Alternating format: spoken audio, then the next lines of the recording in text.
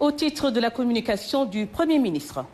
Monsieur le Premier ministre a présenté sa communication sur les points suivants. Place du capital humain dans la stabilité sociale. Le Premier ministre a rappelé que le capital humain est essentiel dans la vie économique et sociale de la nation. Dès lors, le gouvernement accorde une importance de premier ordre à tous les secteurs ayant un lien direct avec le développement humain et en particulier à ceux de l'éducation et de la santé. Il a fait un diagnostic du secteur de l'éducation nationale et de l'enseignement supérieur en proie à une crise lancinante due essentiellement à un déficit global en personnel, un manque d'infrastructures et d'équipements en nombre et en qualité, la détérioration de l'environnement scolaire, l'inadéquation des curricula d'enseignement et de formation, la faible promotion de filières scientifiques, la question récurrente des bourses des étudiants, le dérèglement du calendrier universitaire ainsi que l'instabilité chronique dans l'espace scolaire et universitaire. Le Premier ministre a fait noter que pour le secteur de la santé, les problèmes sont liés, entre autres, à la fragmentation des systèmes d'information de santé, au manque d'infrastructures et d'équipements modernes intégrant des solutions numériques et énergétiques, à l'insuffisance des réseaux humains, des ressources humaines et financières, ainsi qu'au déficit d'entretien et de maintenance. Il s'y ajoute l'obsolescence du cadre institutionnel et juridique, la répartition inégale du personnel et des moyens, la dépendance structurelle aux importations de médicaments, de matériel et autres produits de santé, le sous-investissement dans la prévention ainsi que la faiblesse du plateau médical rendant plus difficile l'accès à des soins de santé de qualité. Pour le Premier ministre, face à ce constat, l'État a déployé des efforts exceptionnels dans un contexte général difficile pour redresser ces secteurs vitaux. Ainsi, le gouvernement s'est engagé à mettre en œuvre le Pacte national de stabilité sociale pour une croissance inclusive et durable, signé le 1er mai 2025 entre le gouvernement, les syndicats et le patronat. Dans le secteur de l'éducation et de l'enseignement supérieur, le gouvernement déroule son plan quinquennal de recrutement de personnel pour renforcer les effectifs des enseignants afin de couvrir à terme les besoins en encadrement pédagogique et garantir la continuité du service public de l'éducation.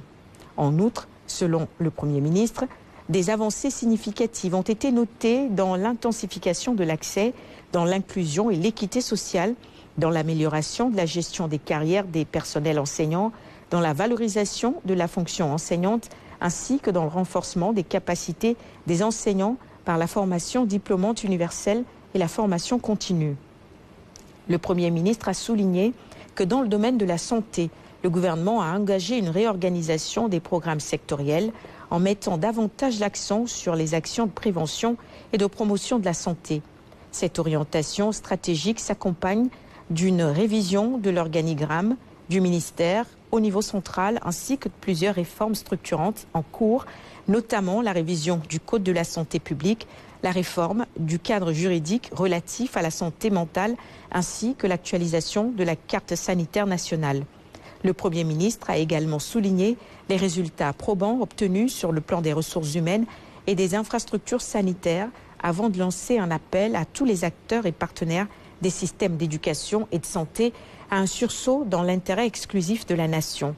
Enfin, il a invité les ministres à mettre un accent particulier sur les politiques publiques tournées vers la promotion du capital humain, à respecter les engagements pris au nom du gouvernement, à faire preuve d'ouverture pour maintenir et consolider le dialogue pour la stabilité et la paix sociale et ne ménager aucun effort pour prévenir et trouver des solutions aux difficultés qui surviennent dans les relations entre l'État et les acteurs sociaux. Amélioration de la mise en œuvre de projets structurants.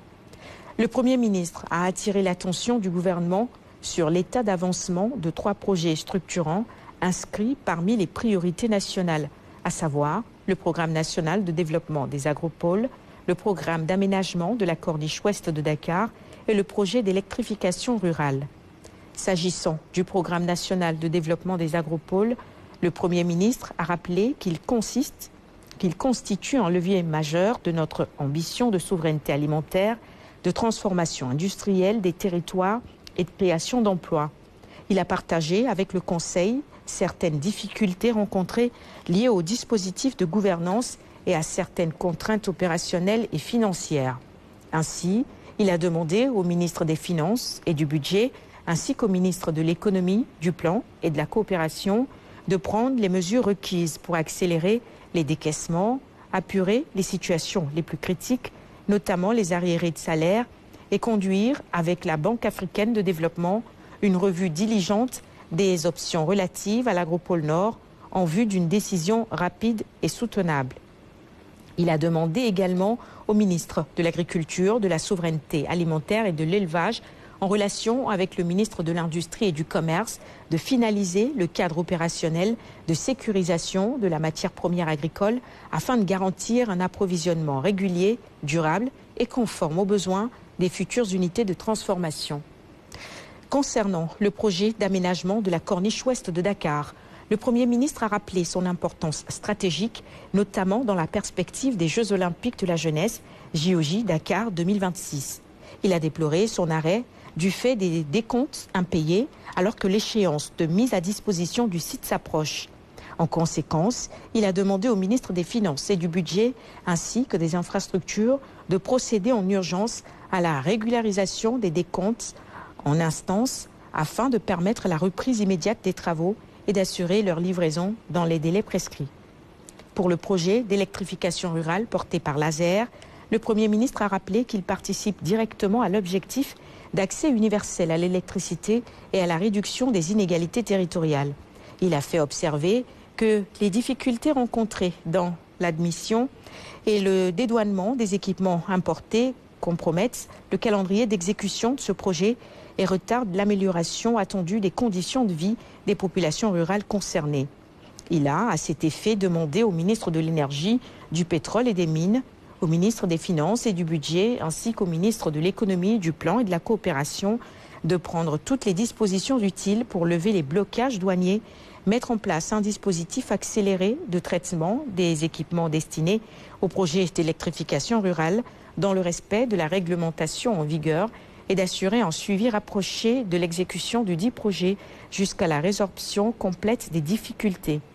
Le Premier ministre a clos sa communication en informant le Conseil que le gouvernement, sous sa conduite, entamera une série de communications publiques sur les grands dossiers, dont la première aura lieu cette semaine, portant sur le thème de la renégociation des conventions et contrats conclus dans les secteurs stratégiques. Au titre des communications des ministres. Le ministre de l'Intégration africaine, des Affaires étrangères et des Sénégalais de l'extérieur a fait une communication sur la situation au Proche et Moyen-Orient.